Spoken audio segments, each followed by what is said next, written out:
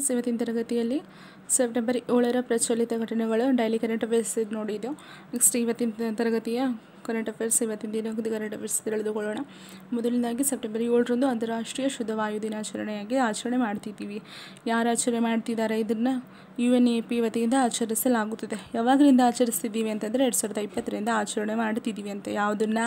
ಅಂತಾರಾಷ್ಟ್ರೀಯ ಶುದ್ಧ ವಾಯು ದಿನ. ಯಾವಾಗ ಆಚರಣೆ ಮಾಡ್ತಿದ್ದೀವಿ? ಸೆಪ್ಟೆಂಬರ್ 7ರಂದು ಆಚರಣೆ ಮಾಡ್ತಿದ್ದೀವಿ. UNEPಯಿಂದ ಆಚರಣೆ ಮಾಡ್ತಿದ್ದೀವಲ್ಲ. ನೆಕ್ಸ್ಟ್ UNEP ಅಂತಂದರೆ United Nation Environment Programme. UNEP long form ಏನಂತಂದರೆ ಯುನೈಟೆಡ್ ನೇಷನ್ ಎನ್ವೈರ್ಮೆಂಟ್ ಪ್ರೋಗ್ರಾಮ್ ಆಗಿದೆ. ನೆಕ್ಸ್ಟ್ ಇದು ಸ್ಥಾಪನೆ ಆಗಿರೋದು ಯಾವಾಗ? 5 ಜೂನ್ 1972ರಲ್ಲಿ ಇದು ಸ್ಥಾಪನೆ ಆಯಿತು UNEP. ನೆಕ್ಸ್ಟ್ ಕೇಂದ್ರ ಕಚೇರಿಯಲ್ಲಿದೆ ಅಂತಂದರೆ ಕೆನ್ಯಾದ ನೈರೋಬಿಯಲ್ಲಿದೆ. UNEP ಲಾಂಗ್ ಫಾರ್ಮ್ ಏನು? ಯುನೈಟೆಡ್ ನೇಷನ್ ಎನ್ವೈರ್ಮೆಂಟ್ ಪ್ರೋಗ್ರಾಮ್ ಆಗಿದೆ.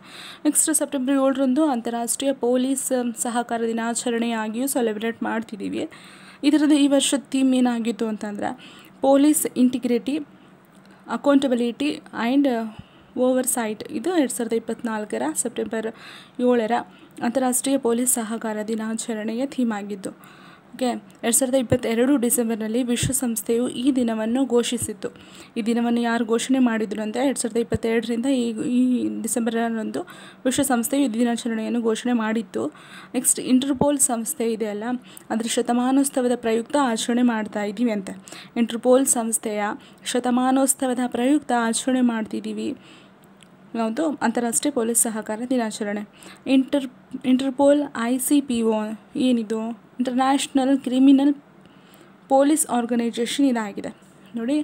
ICPO ಇಂಟರ್ಪೋಲ್ ICPO ಅಂದರೆ ಇಂಟರ್ನ್ಯಾಷನಲ್ ಕ್ರಿಮಿನಲ್ ಪೊಲೀಸ್ ಆರ್ಗನೈಜೇಷನ್. ಇದ್ರ ಸ್ಥಾಪನೆ ಆಗಿರೋದು 7 ಸೆಪ್ಟೆಂಬರ್ 1923ರಲ್ಲಿ. 7 ಸೆಪ್ಟೆಂಬರ್ 1923ರಂದು ಸ್ಥಾಪನೆ ಆಯಿತು ಇಂಟರ್ಪೋಲ್ ICPO. ನೆಕ್ಸ್ಟ್ ಇದ್ರ ಕೇಂದ್ರ ಕಚೇರಿ ಎಲ್ಲಿದೆ ಅಂತಂದರೆ ಫ್ರಾನ್ಸ್ನ ಲಿಯೋನ್ನಲ್ಲಿ ಇದರ ಕೇಂದ್ರ ಕಚೇರಿ ಇದೆ. ನೆಕ್ಸ್ಟ್ ರಾಜ್ಯದಲ್ಲಿ ಜೈವಿಕ ತಂತ್ರಜ್ಞಾನದ ಉದಯೋನ್ಮುಖ ಕ್ಷೇತ್ರಗಳಿಗೆ ಆದ್ಯತೆ ನೀಡುವ ಸಲುವಾಗಿ ಕರ್ನಾಟಕ ಜೈವಿಕ ತಂತ್ರಜ್ಞಾನದ ನೀತಿ 2024 ರಾಜ್ಯ ಸಚಿವ ಸಂಪುಟ ಒಪ್ಪಿಗೆ ನೀಡಿದೆ. ಯಾವ ನೀತಿ?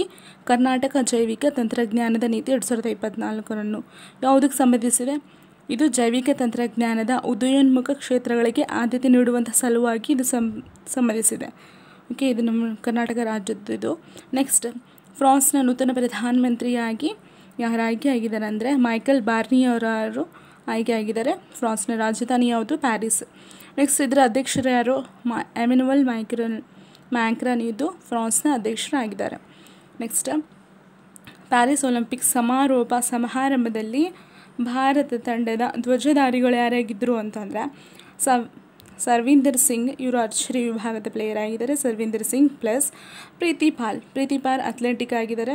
ಅಥ್ಲೆಟಿಕ್ ಆದಂತಹ ಪ್ರೀತಿ ಪಾಲ್ ಮತ್ತು ಆರ್ಚರಿ ಪ್ಲೇಯರ್ ಆದಂತಹ ಸರ್ವಿಂದರ್ ಸಿಂಗ್ ಅವರು ಈ ತಂಡವನ್ನು ಮುಂದುವರಿಸಿದರು. ಸಮಾರೋಪ ಸಮಾರಂಭದಲ್ಲಿ ಭಾರತದ ತಂಡದ ಧ್ವಜಧಾರಿಗಳಾಗಿದ್ದರು ಯಾರು? ಸರ್ವಿಂದರ್ ಸಿಂಗ್ ಪ್ಲಸ್ ಪ್ರೀತಿ ಪಾಲ್. ನೆಕ್ಸ್ಟ್ ಉದ್ಘಾಟನಾ ಸಮಾರಂಭದಲ್ಲಿ ಧ್ವಜಧಾರಿಗಳು ಯಾರಾಗಿದ್ದರು ಅಂತಂದರೆ ಉದ್ಘಾಟನಾ ಸಮಾರಂಭದಲ್ಲಿ ಸುಮಿತ್ ಅಂಟಿಲ್.